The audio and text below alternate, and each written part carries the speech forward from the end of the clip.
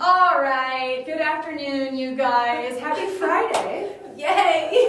Thanks for coming. It is Friday. I love the weekends. I love the week. I can't really say that I only love the weekends, but Fridays are fun. And I've met these lovely ladies, like, what do you think? Oh my gosh, we're basically BFFs. Seriously. We're your groupies. That's what we said on the podcast. Oh my gosh. She's our guest. So fun. I always feel so blessed to meet people like you because I know that there's so many big hearts out there that are wanting to change the lives of children. And it really starts with kids, seriously. Granted, it's easier to fix a child than a broken adult or whatever that, faux pas is that they say. However, it's a pretty big deal.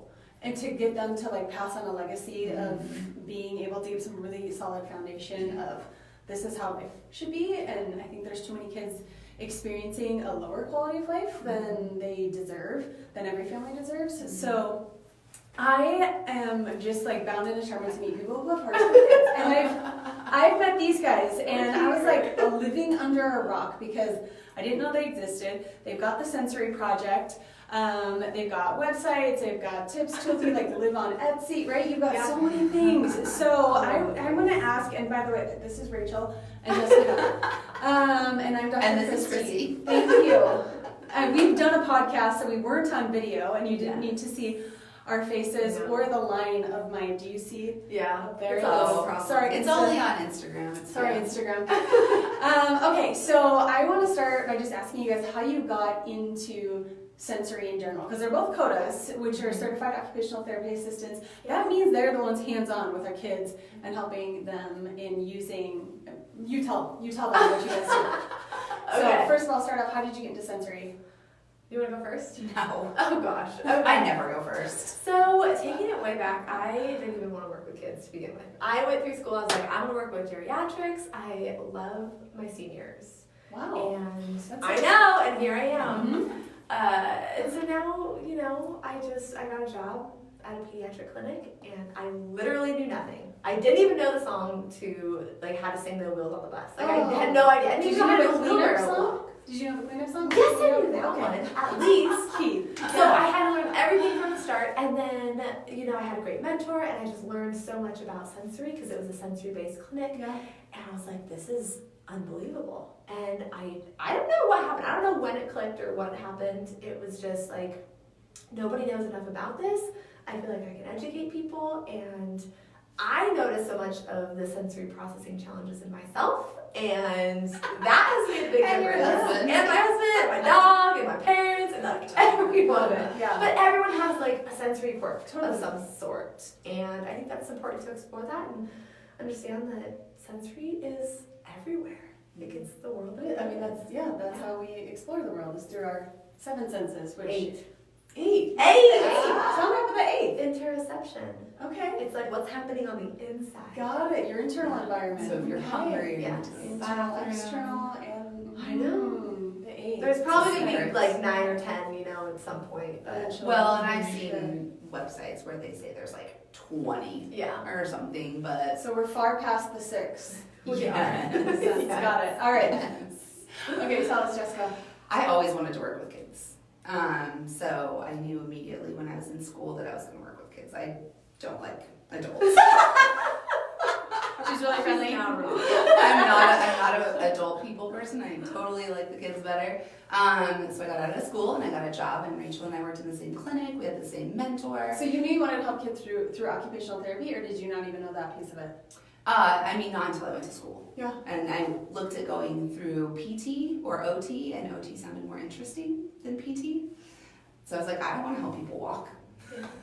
So I didn't do that. I went to OT. And then Rachel started her business with weighted vests and weighted blankets, the Sensory Project. And right after that happened, I was like, oh, well, that's pretty cool. Good for you. And then, thanks. I should get one. And then there was a day where we were talking about how our families were struggling to hear what we were saying in the waiting room after sessions, Yeah. and what we could do to make it easier for families to carry over and to get more information. And so then we started talking about podcast. I love it. So if you guys aren't already following, I know our Instagram fans are, but if you're not following these guys on the Sensory Project, we've got great resources on there.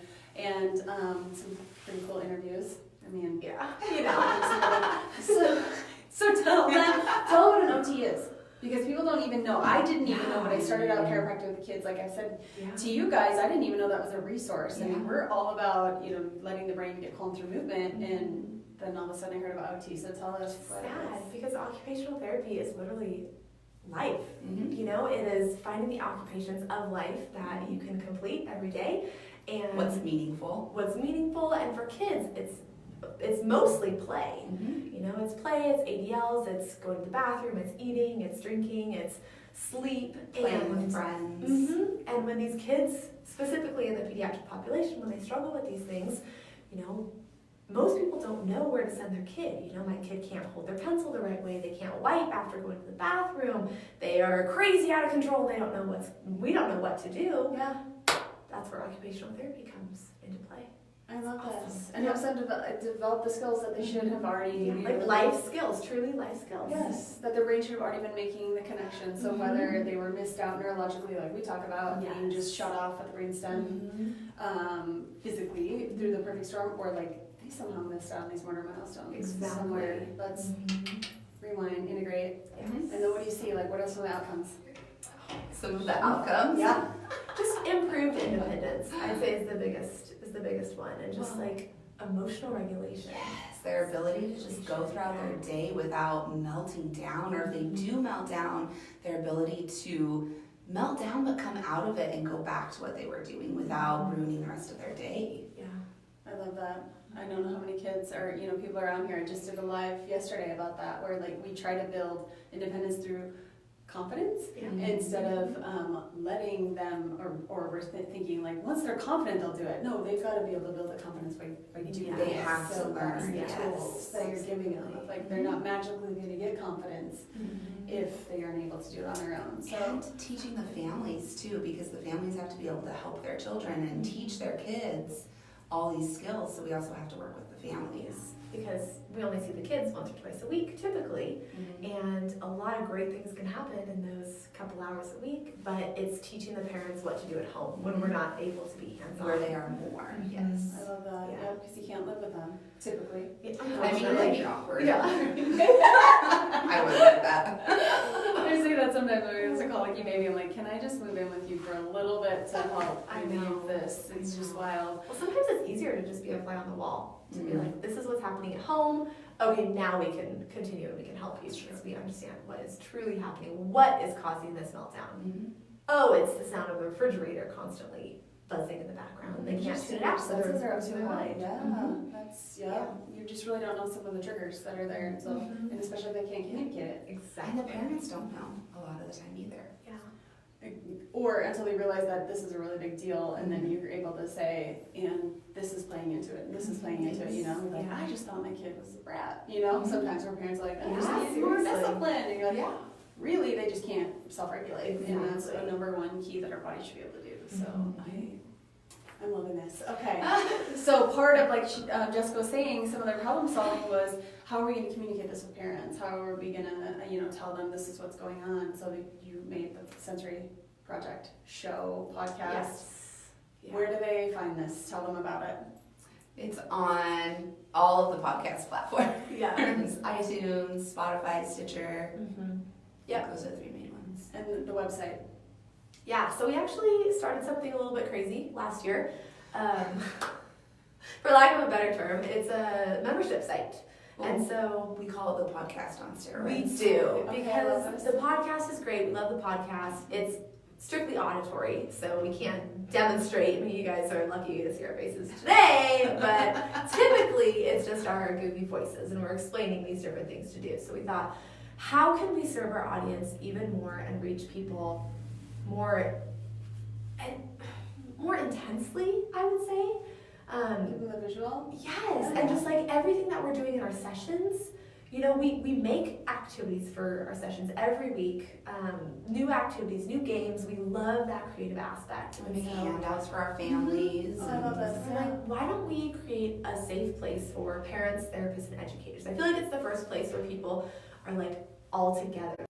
Parents, therapists, and educators, which can be a little scary at times because it's weird, you know, It's having a your weird parent. dynamic. Yeah, Yeah, it exactly. But so far it's working great. And so Yes. monthly membership, we do new videos, new handouts, new visuals every month, and there's a Facebook page. I saw your videos.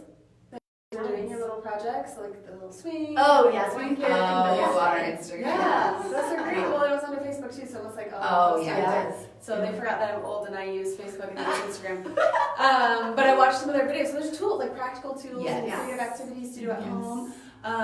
Because we all know that movement feeds the brain, and that's what it needs. And if it's not getting the right receptive input, so balance, movement, input to the brain, they're going to be seeking it somewhere else. And high, dense, proprioceptive receptors are in their hands and their feet and their jaw and in their groin. So if you know a child trying to just like look for input other ways, and you're like, how can I give them the tools? Give them an assessment, right? So they've got an assessment at Star OT and Speech and OT. Star Speech. Are you in the new building? No. But it's Okay. done this week. Yeah, Guys, it's oh, finished. it's It's done so this gorgeous, week, you so we're guys. moving in soon. Okay, Yes. there's Yeah. such a gorgeous building in Star that they're moving into. We're so So they come, they get an Yes. assessment, and you guys are the ones carrying it out. Yes, so we don't do the assessment. Yep. Our supervising OT does. I love this. But you guys build it. You Yeah. really do. We Because get we've the got love part, several yeah. patients that are the same, and they just love you guys, Yeah. and it's good to be able to connect Likewise. with them, and Yeah. oh, good. And they've got to feel comfortable with who they're with, because that's Absolutely. a huge part. You know, if they're not feeling trusted, and you're another piece of that fight or flight stress response, then they're like, oh, Yeah. this is not gonna work for us. So helping calm the brain through movement, through emotional thought. And do you do any educating on your sensory show with toxins or with things to change at home as far as what's going inside there? What did you call it, eighth sense? Interoception. Yes. We did do